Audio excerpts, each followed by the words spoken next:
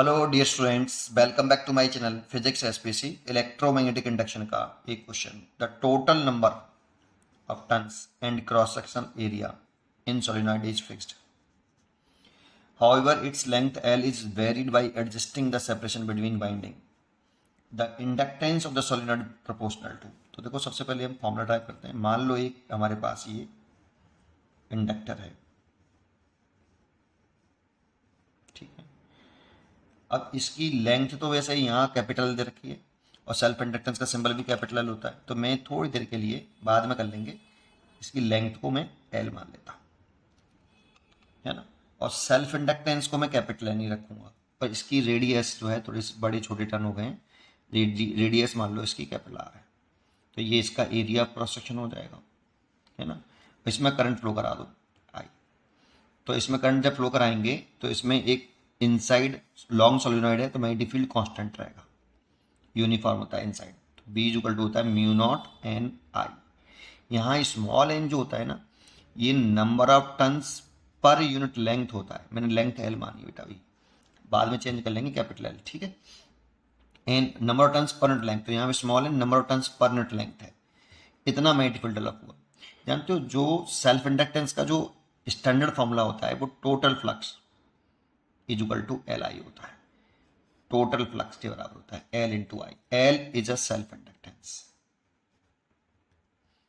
Sir यहाँ तो L length दे रखी है, मैं कह तो रहा हूँ यहाँ लेंथ का सिंबल ही एल दे दिया, और सेल्फ इंडक्टेंस का भी कैपिटल एल होता है। तो थोड़ी देर के लिए मैंने लेंथ बदल ली है, एल कर ली है, सेल्फ इंडक्टेंस एल कर ली, कैपिटल एल लेके चल रहे हैं, फिर बाद में चेंज कर लेंगे क्वेश्चन के हिसाब से, ठीक है। तो फाइव टी रहा इतना होता है। अब ये टोटल फ्लक्स का मतलब क्या है, यहाँ पर total flux is equal to N. अगर total number of turns N है, ये फ्लक्स इन वन टर्न, एक टर्न से जो कितना फ्लक्स पास हो रहा है वो फाई है, और तो एन टर्न से कितना फ्लक्स पास होगा वो एन फाई है, ठीक है। तो अगर हम फाई निकाल लें, फाई कैसे निकालें, तो फाई जो कल्टू होता है बी इंटू ए कॉस थीटा। तो यहाँ पे थीटा 0 डिग्री, क्योंकि बी की दर्शन ऐसे हो गई तो एरिया की दर्शन भी ऐसे ले ले, थीटा 0 डिग्री। तो फ्लक्स हो गया एक टर्न से बी इंटू एरिया। एरिया लिखे हैं तो बी एरिया लिख सकते हो आप पाई आर स्क्वायर, आर रेडियस एक टर्न की, ठीक है। तो इतना लिख सकते हैं भाई फ्लक्स। तो टोटल फ्लक्स आ गया phi T equal to N B pi R square, और टोटल फ्लक्स लिख सकते हैं हम एल आई, और बी की वैल्यू पुट कर दें तो एन, बी की वैल्यू कितनी है आपकी, बी की वैल्यू है म्यू 0 एन आई और पाई आर स्क्वायर। आई से आई कैंसिल, तो एल आ गया, सेल्फ इंडक्टेंस आ गया म्यू 0 पाई आर स्क्वायर, और ये एन है और ये कैपिटल एन है। तो एक काम करते हैं, इस एन को किताबों में जो दे रखा होता है वो ऐसे दे रखा होता था। पहले पहले मैं दोनों बता देता हूँ। चलो एन की वैल्यू पुट कर देते हैं, एन की वैल्यू ये रही, पुट कर लेते हैं। तो म्यू 0 एन की वैल्यू पुट करें एन बाई एल, तो ये हो जाएगा capital N square pi R square by L, ये आ गया।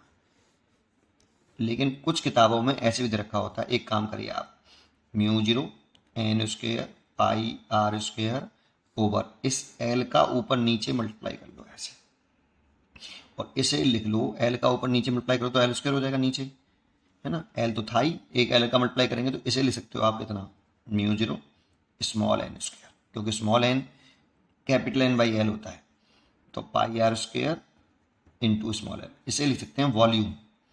तो एल बराबर लिख सकते हैं म्यू 0 एन स्क्वायर वॉल्यूम। ये ये एरिया प्रोसेशन हो गया, ये लेंथ हो गई, तो ये वॉल्यूम हो गया सोलिनॉइड का, ठीक है। अब बच्चे जो गलती करते हैं ना वो इससे करते हैं, उन्हें लगता है कि एल का लेंथ के साथ जो रिलेशन है वो डायरेक्टली ले, तो चॉइस टिक कर देते हैं। ये देखो, अब इसमें क्या करा है, पहले इसमें समझ लेते हैं। स्मॉल एल को तो उसने कैपिटल एल कर लिया है ना। और सेल्फ इंडक्टेंस का मैं फॉर्मूला नाम बदल देता हूँ। अब सेल्फ इंडक्टेंस का मैं नाम बदल देता हूँ बेटा, इसे एल डैश कर लेता हूँ।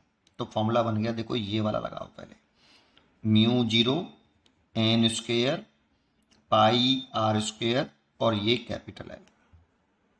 और इससे करते इस वाले से, तो एल डैश बराबर इस वाले को लिखता, तो क्या लिखता mu 0 small N square pi R square और कैपिटल एल।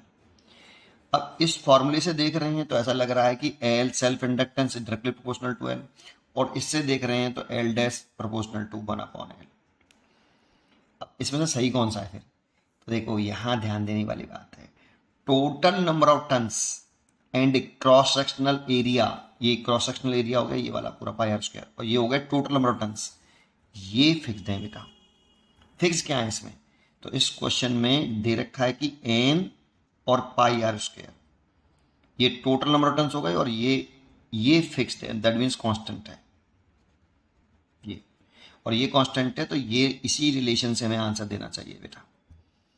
इसमें देखें तो यहाँ पे स्मॉल एन है, स्मॉल एन फिक्स नहीं है बेटा, क्योंकि जब हम लेंथ को एडजस्ट करेंगे ना आपके, तो लेंथ को एडजस्ट करेंगे तो उस वाली कंडीशन में सोलेनोइड की लेंथ को इधर उधर करेंगे तो number of turns per unit length change हो जाएंगे। तो स्मॉल एन कांस्टेंट नहीं है, कैपिटल एन कांस्टेंट है, ऐसा साफ बोला है, total number of turns and cross sectional area of the solenoid is fixed. इसीलिए आप इससे नहीं कर सकते। अगर बोला होता number of turns per unit length and area cross section fixed, तब आप ऐसे कर सकते थे। इसीलिए इससे मत जाना, सीधा सीधा इससे जाएंगे। इसीलिए इसकी जो चॉइस होगी वो आपकी ए चॉइस इज करेक्ट। पढ़ते रहिए और खुश रहिए।